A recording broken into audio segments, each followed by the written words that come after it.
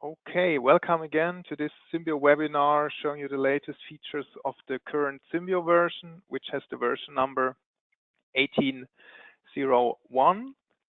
You might remember a newsletter went out showing you the latest feature roughly 2 weeks ago, and as before, I'm just going to show you how each feature is going to work with some practical data. All right, so let's get started. Thanks again for having joined. The main focus of this Symbio version was the filtering of data. So just to put that into context, in large corporations and also in SMEs, the preparation of large data volumes is a challenge.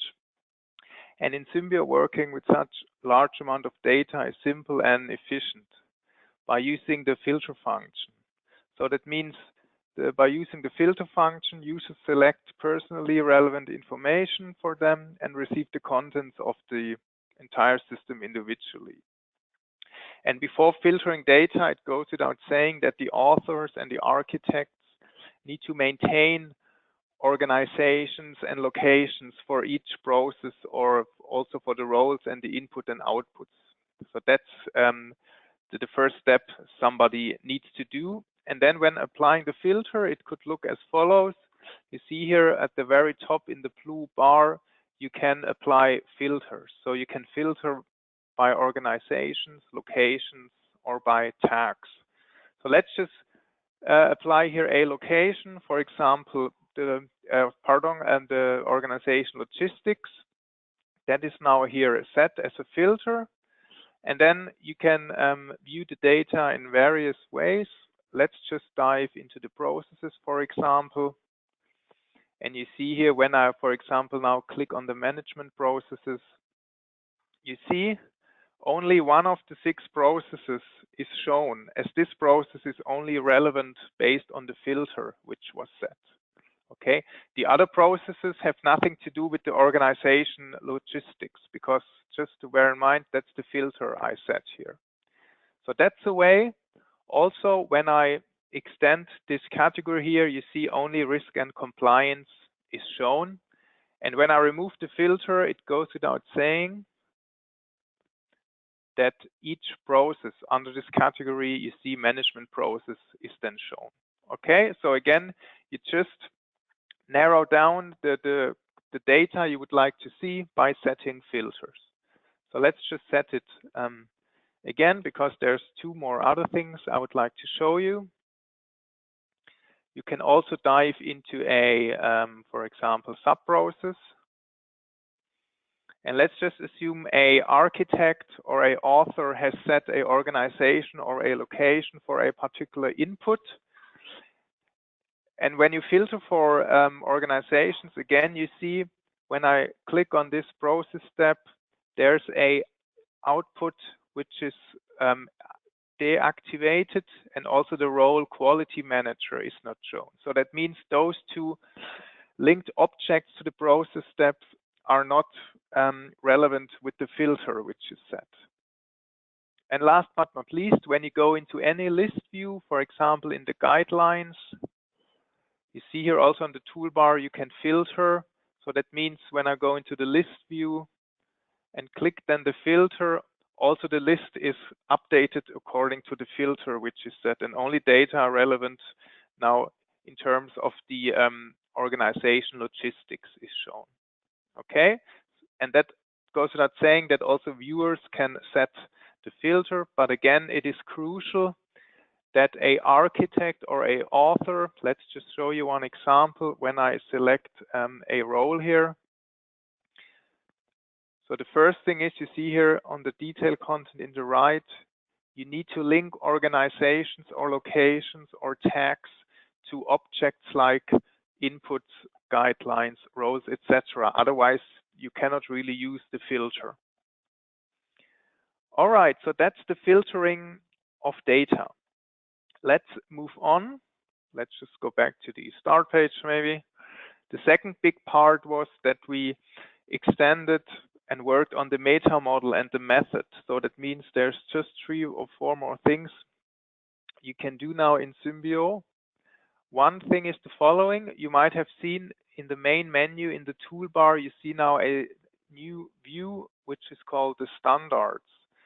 So in the previous versions, you have managed your ISO norms or standards in the guidelines view in a separate category, probably. Now you see here the standards have their own view. And as before, you can set up categories and then individual standards, and you can maintain the attributes in the detail contents. You can upload PDF files physically, or you can define links to systems outside of Symbio. So that's new. As you see, the standards you would manage in this own view, and you can set up your architecture with categories, and in the categories you manage then your individual standards. A other thing is a new modeling type we have. So let's just dive into the process architecture for a second. And managing scenarios, we had that before. There's just a few more modeling objects you have now at your disposal. So for example, under management processes, in the category, I can set up a scenario via new. I just call it test. And when you model the scenario, you have now more objects at your disposal, namely interface tasks are replaced by new placeholder shapes, and they can be linked to sub-processes or main processes or other scenarios. Also, you can model with the rules, so with the operators and or exclusive or, for example. So you see here, this is the new interface shape.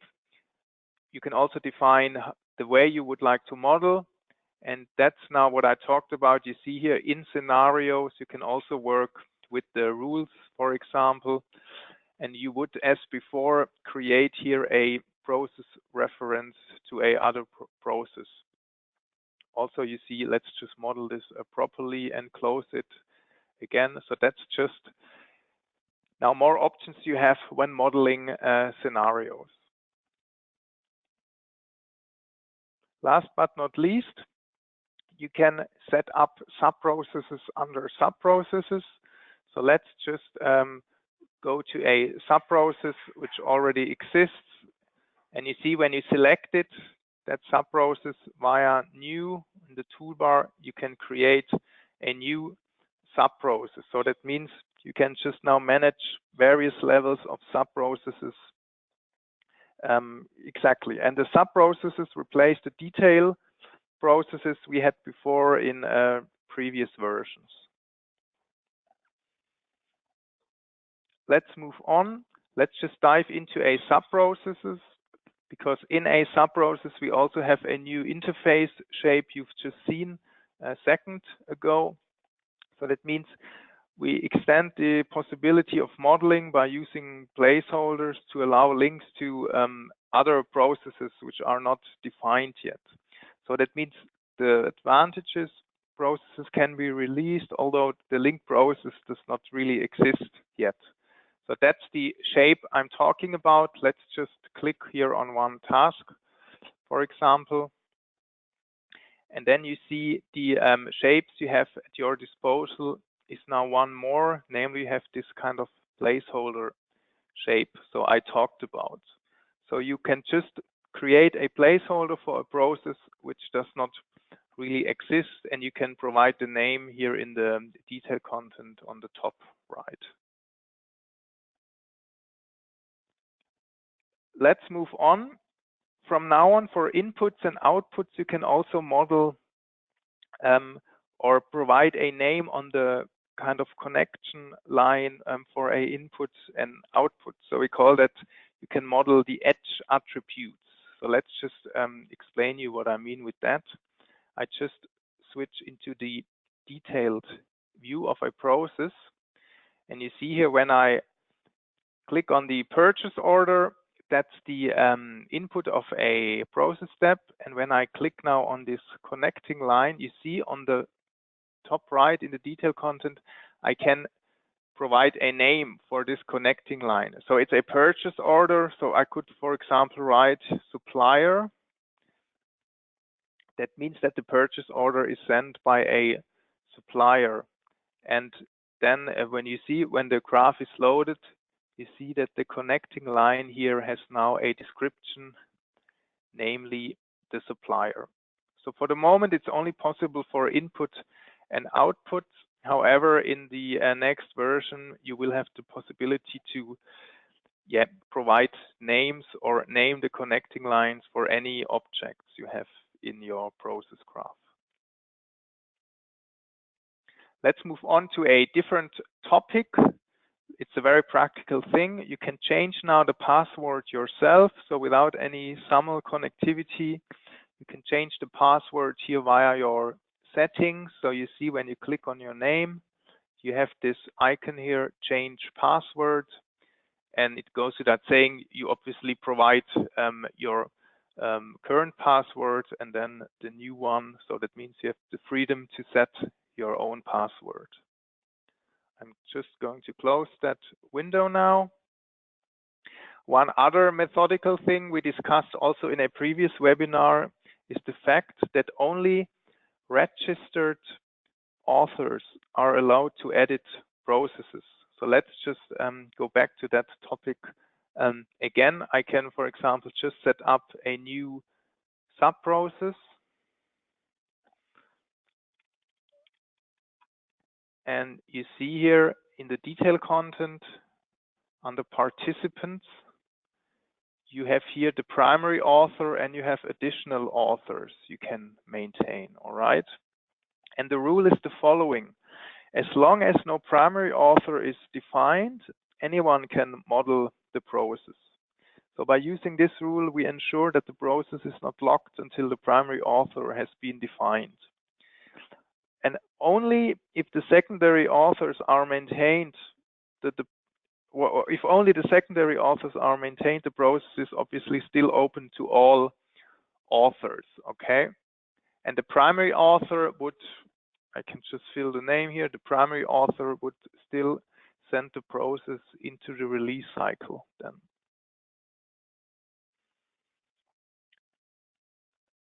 Then we have enhanced the search of data. So that means, say, in the past, Symbio only searched for letters which were at the start of a word.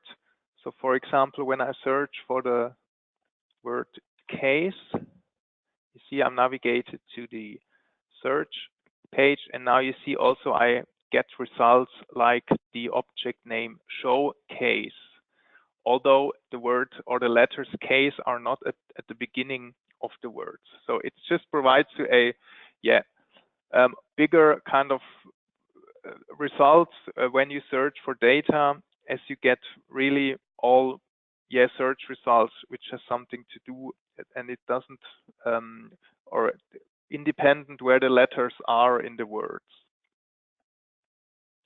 And then one thing we will also have in the next version is the fact, and that's also a small revolution, I can call it. So you might remember in the past when you asked, for example, to have additional objects in Symbio or attributes. So let's just give you an example when I dive into the roles again. So here in the detail content, the cells you can maintain are attributes, for example, here the role type with the drop-down menu. So that means in the past, when customers would like to have a deviation of the standard, our developers had to build them their own Symbio. Going forward, the administrator of your database will have the possibility to make those changes themselves. So that means you can influence the data you have here on the right in the detail content. So that means you can remove attributes which are not really needed, or you can extend also the view. You can extend here the drop-down menu with more results, and you would just simply do that by diving into the administrative part of Symbio, and then you see here under configure, you have this extended configuration. And here you would just manage, as you can see here via the type, what kind of changes you would like to have. But again, it's still under development. In the next version we will release at the end of March, it will be then to some extent part of Symbio already. But just to let you know where we are going, and again, the key message is you can influence the detail content and the data you would like to maintain yourself without the help of the Plötzensellers developers. Okay, so that's it, to be honest, with the presentation. I just summarize. So we had the filtering of data, then we had the extension of the method. So you can now model scenarios in a more exciting way. You can set up sub-processes under sub-process, for example. You can change the password yourself, and we have the new interface objects you can use as placeholders.